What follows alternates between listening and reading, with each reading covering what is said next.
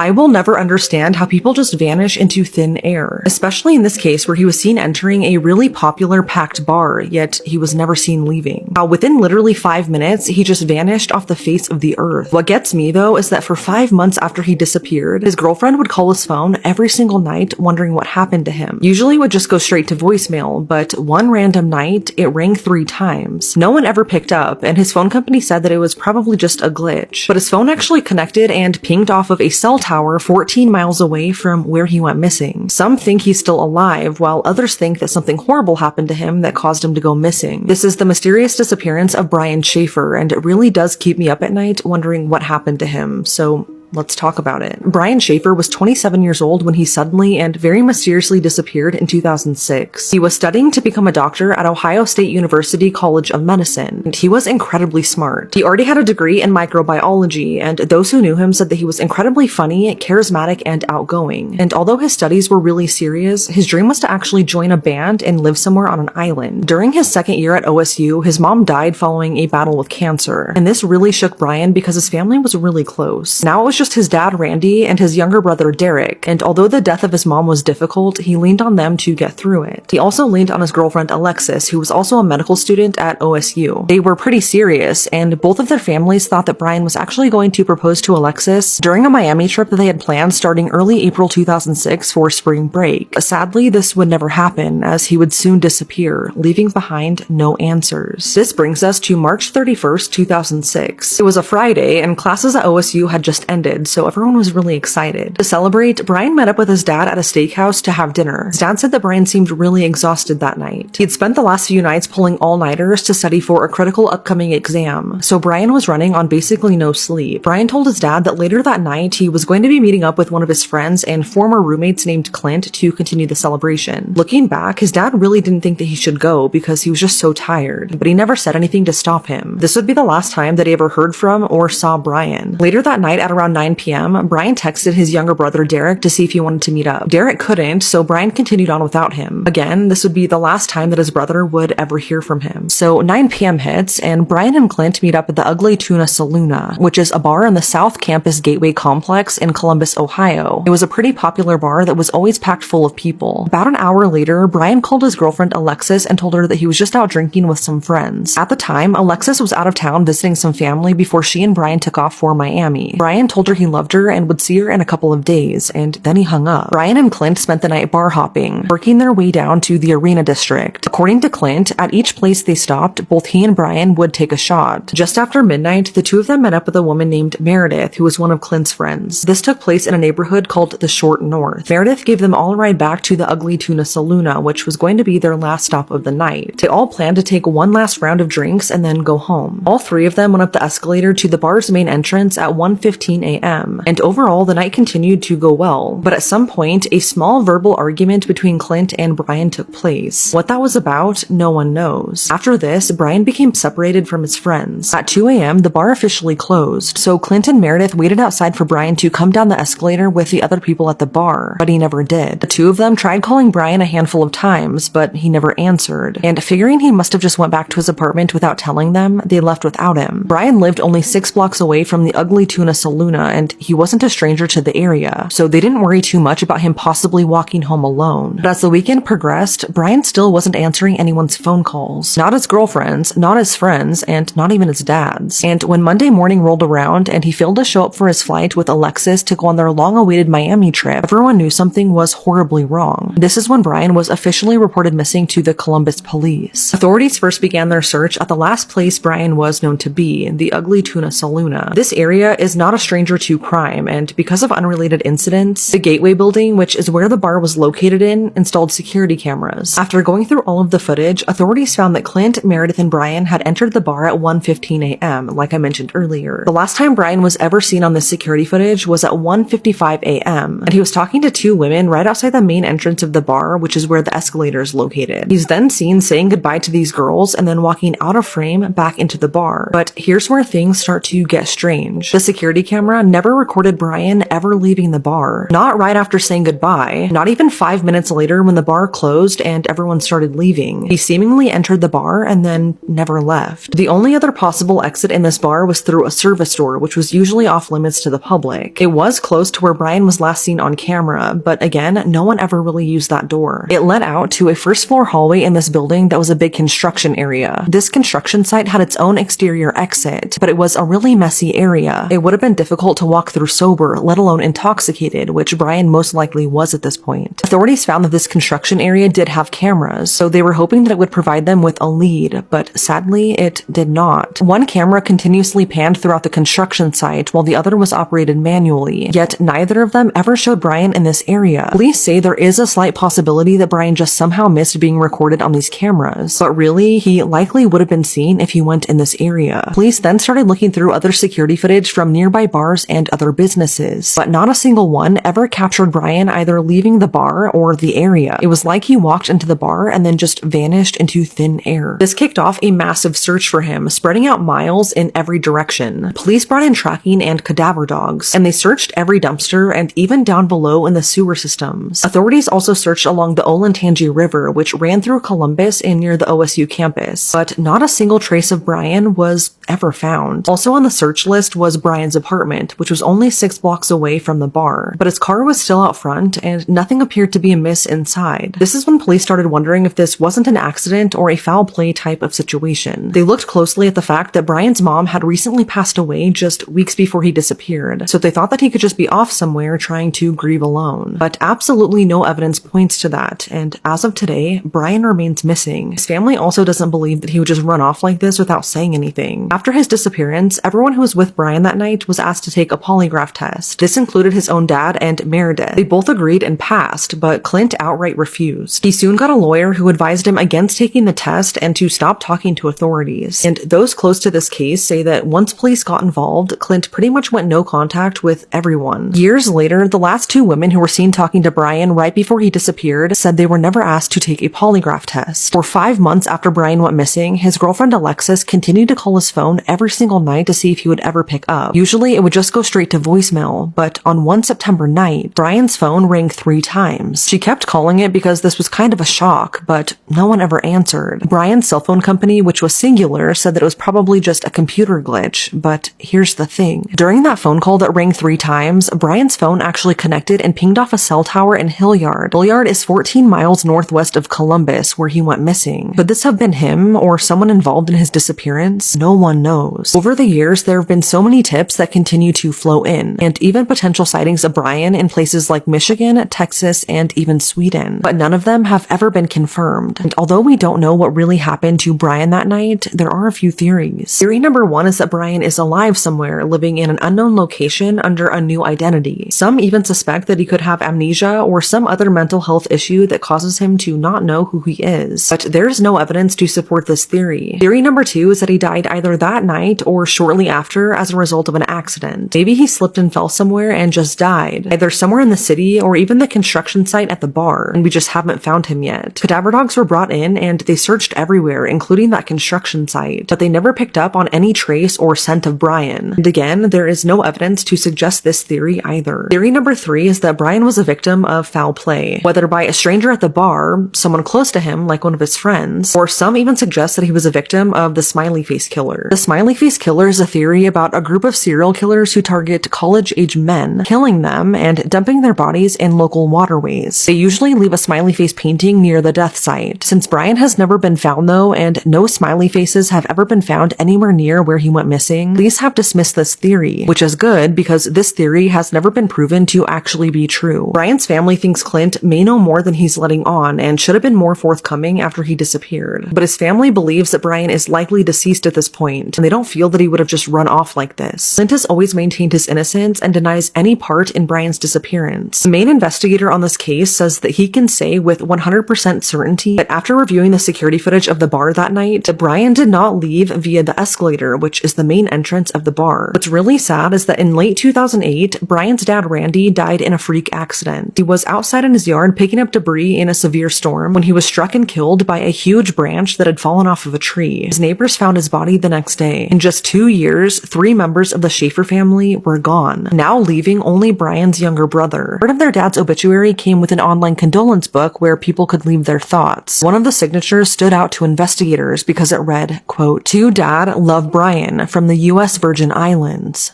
End quote. Everyone thought this could really be Brian, but after investigating, police found that it was a hoax. The signature came from a public computer somewhere in Franklin County, Ohio. Who would do that is beyond me. These stories scare me so much. How 1 minute you can be here and the next you're gone. Or how someone can disappear in a room full of people, never to be seen again. But it's now been 19 years, and whatever happened to Brian that night at the bar remains a mystery.